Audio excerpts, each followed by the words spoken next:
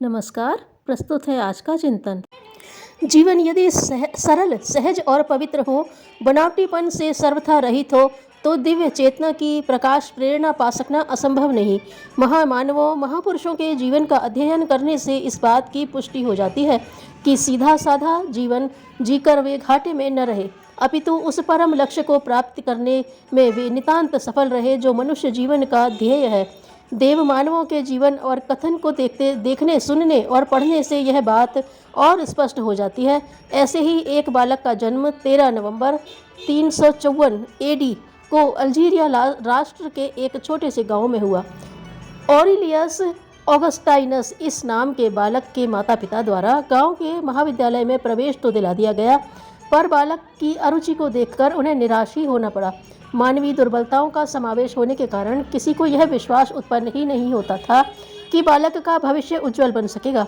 जनमानस में एक ही धारणा थी कि वह समाज और राष्ट्र के लिए भारभूत ही साबित होगा। धर्मपरायण जीवनचर्या निर्धारित कर लेने के पश्चात व्यक्ति को असंभव दिखने वाले कार्य भी संभव दिखने लगते हैं। जीवन की दिशाधारा के परिवर्तन से ऑरिलियस में दिव्य चेतना का प्रकाश आया, जिसे उन्होंने अपरिवर्तनीय प्रकाश की संज्ञा दी है। उन्हें अंतर्निहित क्षमताओं, विशिष्टताओं, प्रतिभाओं का आभास हो उठा और उसी प्रकाशपुंज की एक किरण अपने को मानने लगे। फलतः सत्य धर्म का वास्तविक स्वरूप समझ में आया। इसके बाद वे धर्म की रूढ़िवादी और अनगढ़ मान्यताओं का खंडन करने लगे। पारसी धर्म की मान्यताओं के अनुरूप मेनिसियंस संप्रदाय में सम्मिलित होने के कारण उन्हें मणि के नाम से भी पुकारा जाने लगा। लोकमंगल के लिए अंतरात्मा की पुकार ने उन्हें लेखनी उठाने के लिए प्रेरित किया। उन्होंने लगभग 200 पुस्तकें लिखी, जिन्हें पढ़ सुनकर जनमानस में परमात्म सत्ता के प्रति आस्था का संचार होने लगा और अनेकों ने अपने जीवन की गलत दिशा का परित्याग करके उनके द्वारा दिखाए गए सन्मार्ग का अनुसरण किया। लोगों ने अंध परंपराओं के स्थान विवेकशीलता को महत्व दिया। इस प्रकार पूर्व से चली आ रही अनेक कुप्रथाओं का या तो अंत कर दिया गया अथवा सामयिक परिस्थितियों के अनुरूप उनका रूपांतरण किया गया।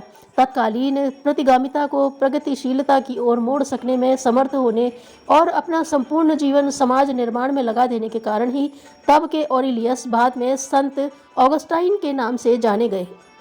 जीवन के अंतिम दिनों में उन्होंने एक पुस्तक लिखी, द सिटी ऑफ गॉड।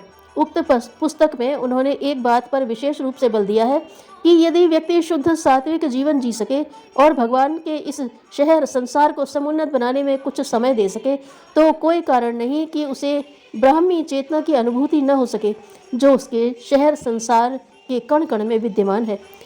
इसी का समर्थन करते हुए सेंट कैथराइन अपनी पुस्तक में लिखती हैं कि असंभव और अशक्य जैसे शब्द उन्हीं व्यक्तियों के लिए होते हैं जो अकर्मण्य बने रहकर शेख चिल्लियों की तरह आकाश कुसुम खिलाने की बात सोचते रहते हैं, परंतु जो प्रयास पुरुषार्थ दिखाने का साहस जो लेते हैं, उनके लिए आल्पस जैसे दुर्लंघ्य पर्वत को भी झक मारकर रास्ता देना पड़ता है। वे लिखती हैं कि आज हमारी सबसे बड़ी विडंबना यह है कि हम उस परमात्म सत्ता का साक्षात्कार करना तो चाहते हैं, पर उसके लिए जो अनुबंध हैं उसे पूरा करने की बजाय व्यर्थ के टंट घंटों में अपना समय, श्रम और सबसे बड़ा यह बहुमूल्य मानव जीवन बर्बाद कर देते हैं। जबकि सच्चाई तो यह है कि इस सर्वव्यापी सत्ता का अनुदान पाने के लिए हमें कुछ अतिरिक्त करने की आवश्यकता नहीं है। भगवान ने जिस रूप में हमें इस संसार में भेजा है, वही सही सच्चे इंसान का स्वरूप हम बनाए रख सकें, तो इस क्षेत्र में आज जैसी सर्वव्यापी निराशा हमें नहीं देखने को मिलेगी।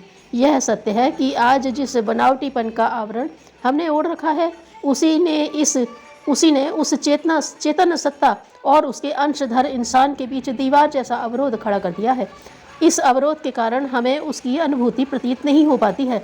जिस दिन आडंबर की यह दीवार ढह जाएगी और मनुष्य अपने सहज, सरल व स्वाभाविक रूप में आ जाएगा, उसी दिन उस सर्वव्यापी सत्ता से उसका एकाकार संभव हो जाएगा। आसरा ताकते रहने से तो निराशा ही हाथ लगती है। धन्यवाद।